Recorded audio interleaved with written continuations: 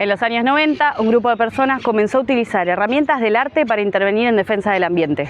A su vez, empezó a investigar sobre el río, los humedales y a dialogar con quienes los habitan. Este capítulo recorre aquellos aportes y las continuidades que se fueron desarrollando. En orden de aparición vamos a hablar de 3 colectivos culturales y ambientales de nuestra región: A la Plástica, Casa Río y la colectiva Magdalena 318. Empecemos.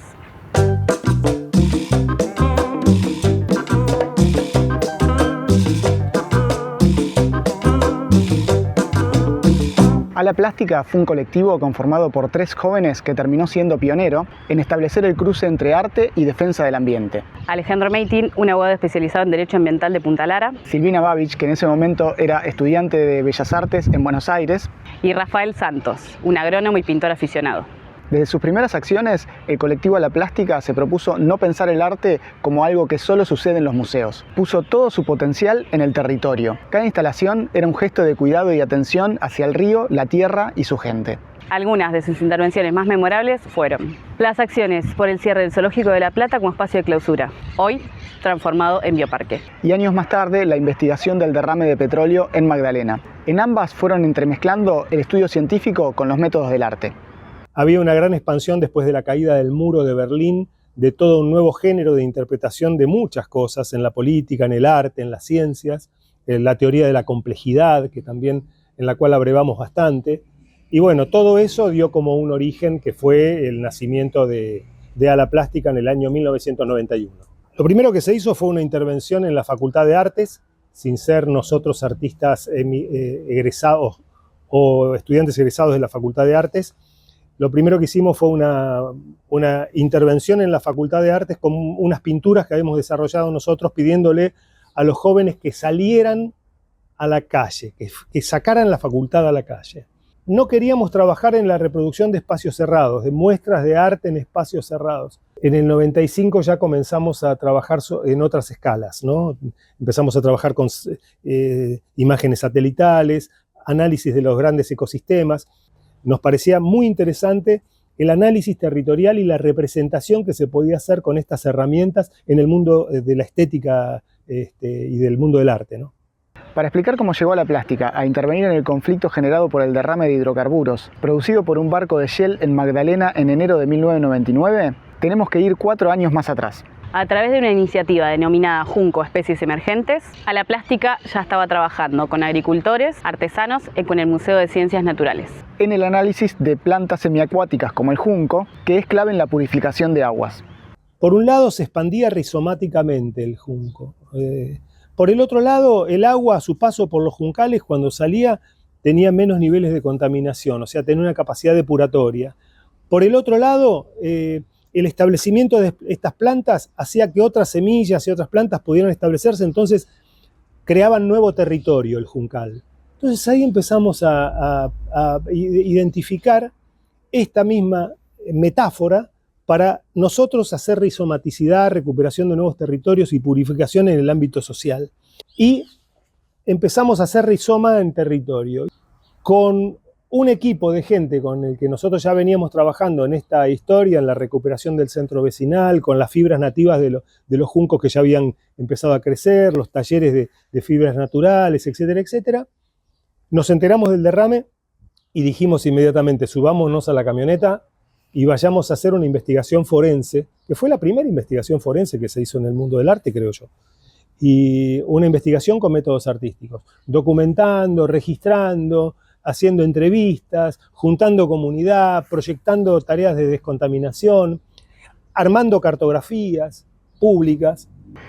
También le preguntamos a Alejandro qué los impulsó a intervenir desde el arte. La necesidad de decir y de escribir una realidad diferente, de buscar respuestas para un mundo que las necesita y la imaginación que nosotros como artistas y por lo tanto también como teóricos, porque nosotros somos expertos de lo desconocido. Imagínate si el artista reproduce lo que ya se conoce, siempre estamos buscando nuevos caminos para representar la realidad, o los imaginarios de esa realidad. Casa Río Lab retoma y amplía la mirada pionera de Alaplástica, teniendo como puente a uno de sus integrantes. Entrelazan arte, ciencia y participación para pensar integralmente el desarrollo regional junto con el habitar responsable del territorio. Todos o casi todas las iniciativas que llevamos adelante en esa época y actualmente se vincularon, queriendo o sin querer, con las cuestiones hidrológicas, con los ríos, con las cuencas hídricas y con los pequeños arroyos, con los grandes, con los medianos. Un río no es solamente el agua que corre, sino todo lo que fluye en sus márgenes también, todo lo que se encuentra en las márgenes, ¿no? Los márgenes.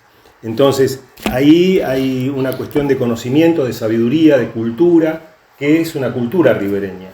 Y bueno, y Casa Río es un poco eso, una integración entre naturaleza y cultura, lo que nosotros definimos como la bioculturalidad. Es un laboratorio de investigación territorial. Entonces, cuando vos vas haciendo esta investigación territorial, te encontrás con el mundo científico, con el mundo de los productores de mimbre y los viñateros, y vas aprendiendo y te encontrás con los artistas y con la conceptualización de la teoría crítica, y te encontrás con los filósofos. Entonces se va co-construyendo un lenguaje, digamos, mucho más estilizado para aproximarse, porque vos mismo lo necesitas para hablar, para comunicarte, para escuchar. La necesidad de construir unos significados y una conceptualización específica también tiene que ver con que se construye de manera colectiva. Esa construcción colectiva no es entre colectivos, entre arquitectos o abogados o artistas, sino que es una especie de cosa más multidisciplinaria, por decirlo de alguna manera. Hay, digamos, una especie como de, lo hablábamos antes, de batalla entre lo conceptual, de apropiación de conceptos. Entonces siempre hay que estar un poco movilizando esa cuestión. Hay un concepto muy interesante que es el del pulso de inundación, ¿no? Pulso de inundación, el río crece, sale, entra, sale, y todo eso va aportando vida, mueve los ecosistemas y todo eso.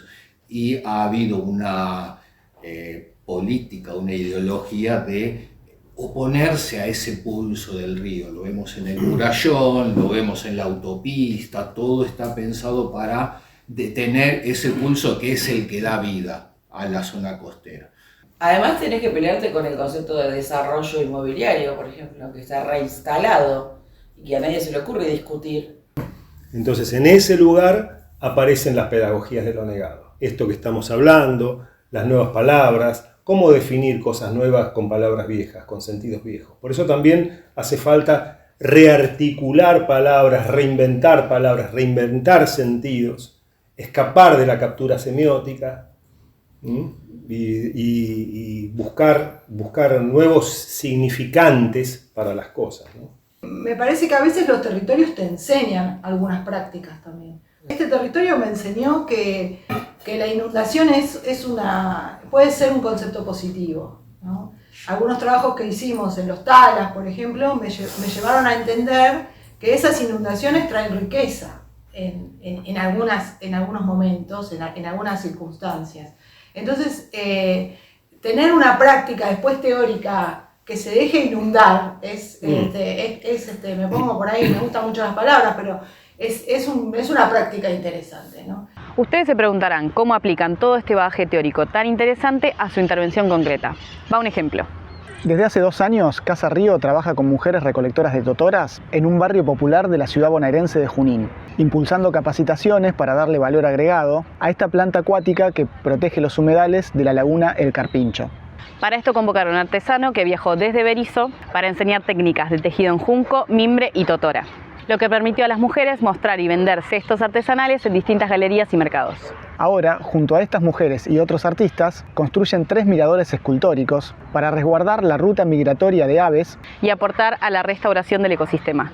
Este proceso articula comunidad, ecología y economía regional. Desde prácticas artísticas, promoviendo el desarrollo local y la protección de bienes comunes en una zona afectada que necesita ser protegida ante el avance del agronegocio. Casa Río define su forma de intervención como una aproximación sensible a la realidad. Sigamos escuchando.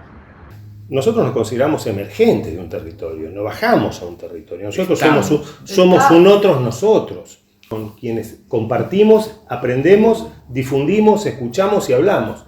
Entonces, esa distancia entre el bajar al territorio y emerger del territorio es fundamental. ¿Por qué no resistimos a la palabra proyecto? Porque la palabra proyecto presupone un final predeterminado. Si yo estoy trabajando en un contexto comunitario y yo me aproximo a vos sabiendo lo que tengo que hacer que vos produzcas, estoy haciendo una extracción de tu conocimiento para llegar a lo que un donante o un comisionista me ha pedido. Por eso es tan difícil para los actores comunitarios poder trascender. Y por eso es tan necesario que nosotros tengamos archivos. Porque nuestros archivos no los va a valorar nunca, ni los va a generar nunca, ni los va a preservar nunca el poder constituido, la razón instrumental. Estamos buscando siempre eso, la construcción de nuevos futuros, otros futuros posibles, ¿no? En los cuales, como dice Haraway, ¿no? Vos no podés habitar un futuro que no pensaste o que no imaginaste, ¿no? Si no los creamos nosotros, no los vamos a poder habitar nunca. Entonces estamos buscando eso, ¿no? Tratar de construir esos futuros, buscar esos futuros. La construcción.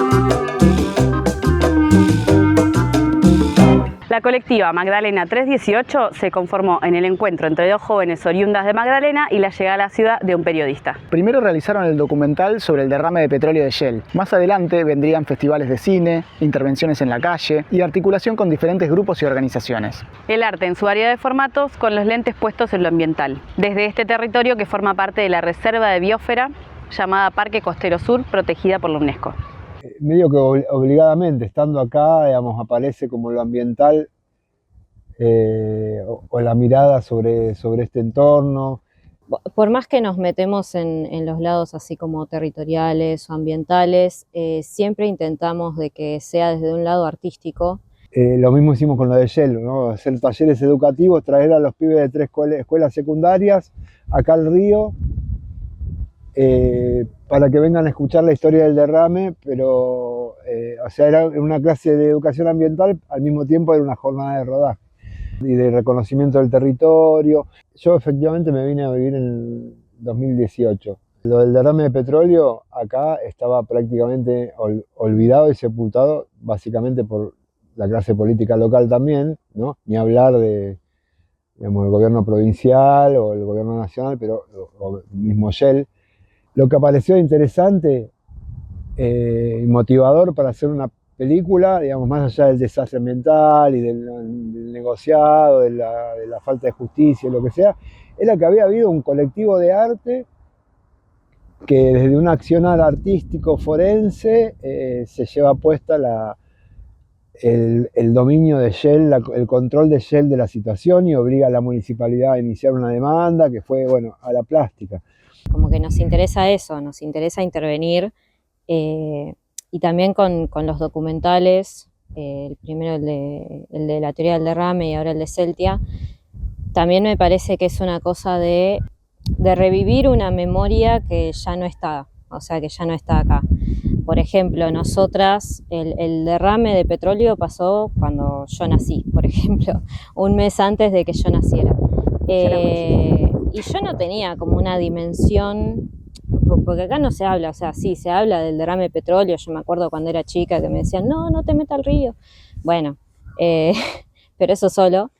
Y no se tiene como una memoria activa de eso, que es algo que pasó cuando él empezó a activar esa cuestión.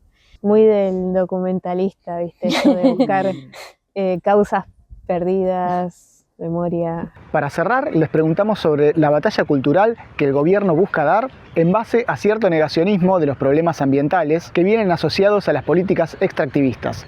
Esto nos contestaron.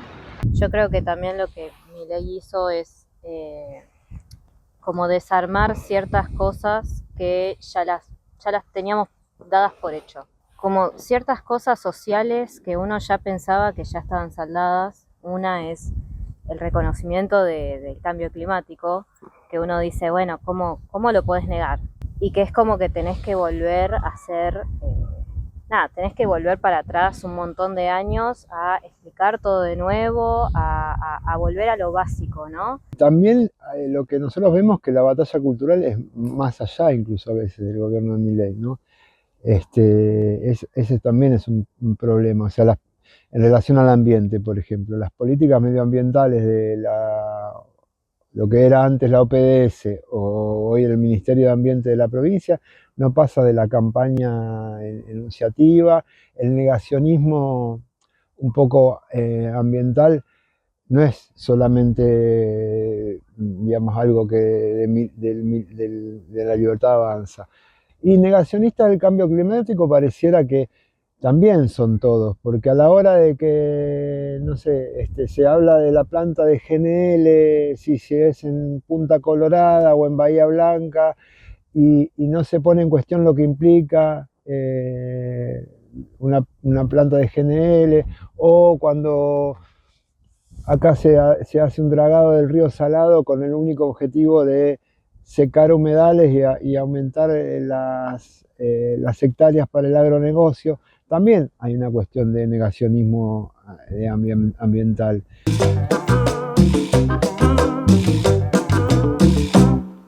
Desde La Plástica hasta Casa Riolab y la colectiva Magdalena, el estuario del río y la zona del Gran La Plata muestra cómo el arte puede ser acción, memoria y territorio. Estas experiencias, pioneras y contemporáneas, abren un camino que inspira a nuevas generaciones frente a los desafíos ambientales y sociales de nuestra región.